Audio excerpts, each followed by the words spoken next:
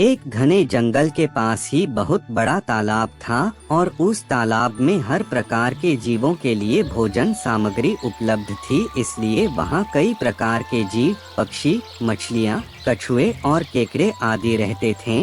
और उसी तालाब के पास में ही बगुला रहता था, जिसे मेहनत करना बिल्कुल अच्छा नहीं लगता था।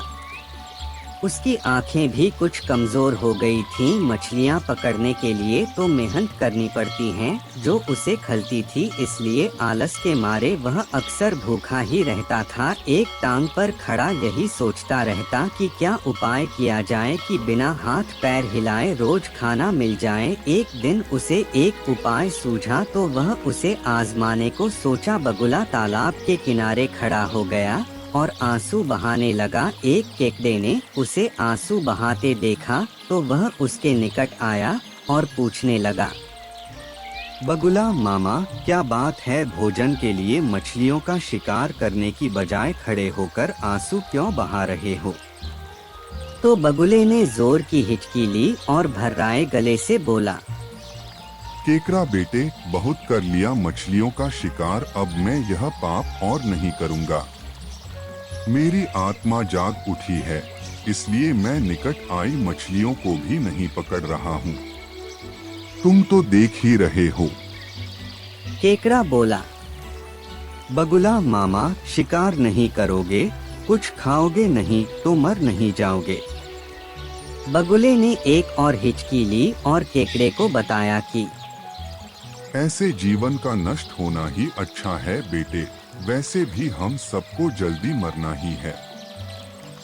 मुझे ज्ञात हुआ है कि शीघ्र ही यहाँ 12 वर्ष लंबा सूखा पड़ेगा और यह बात उसे एक त्रिकालदर्शी महात्मा ने बताई है, जिसकी भविष्यवाणी कभी गलत नहीं होती। केकड़े ने जाकर सबको बताया कि कैसे बगुले ने बलिदान व भक्ति का मार्ग अपना लिया है और सूखा पड़ने वाला है। उस तालाब के सारे जीव, मछलियाँ, कछुए, केकड़े व बत्तख आदि दौड़े दौड़े बगुले के पास आए और बोले, भगत मामा, अब तुम ही हमें कोई बचाव का रास्ता बताओ। अपनी अक्ल लड़ाओ, तुम तो महाज्ञानी बन ही गए हो। तो बगुले ने कुछ सोचकर बताया कि यहाँ से कुछ दूरी पर एक जलाशय है, जिसमें पहाड़ी से झरना बहकर गिरता है। वह कभी नहीं सूखता। यदि जलाशय के सब जीव वहाँ चले जाएं, तो बचाव हो सकता है। अब समस्या यह थी कि वहाँ तक जाएं तो जाएं कैसे। तो बगुले भगत ने यह समस्या भी सुलझाते हुए बोला, मैं तुम्हें एक एक करके अपनी पीठ पर बिठाकर वहाँ तक पहुँचाऊंगा, क्योंकि अब मेरा सारा शेष जीवन दूसरों की सेवा करने में ही गुजरेगा।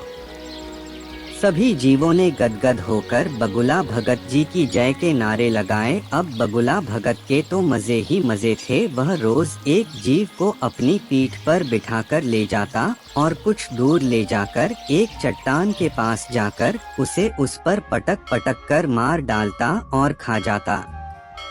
कभी मूड हुआ तो भगत जी 2 फेरे भी लगाते और 2 जीवों को चट कर जाते। तालाब में जानवरों की संख्या घटने लगी। चट्टान के पास मरे जीवों की हड्डियों का ढेर बढ़ने लगा और भगत जी की सेहत बनने लगी। खा खा कर वह खूब मोटे हो गए।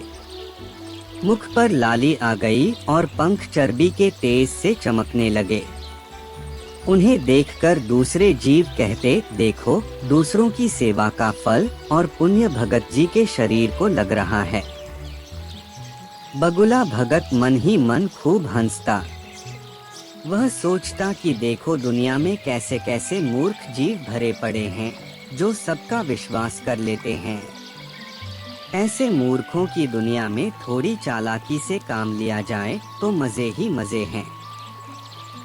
बिना हाथ पैर हिलाए खूब दावत उड़ाई जा सकती है और साथ में संसार से मूर्ख प्राणी कम करने का मौका मिलता है। बैठे बिठाए पेट भरने का जुगाड़ हो जाए तो सोचने का बहुत समय मिल जाता है।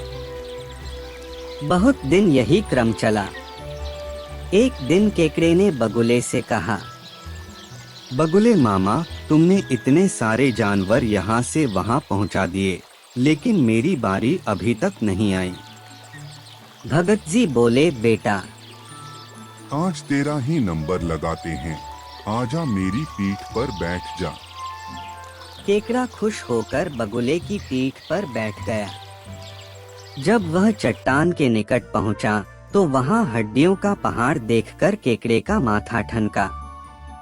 वह हकलाया और बोला, यह हड्डियों का ढेर कैसा है बगुला मामा, और वह जलाशय कितनी दूर है। बगुला भगत केकड़ा को देखकर ठां करके खूब हंसा और बोला, मूर्ख, वहाँ कोई जलाशय नहीं है।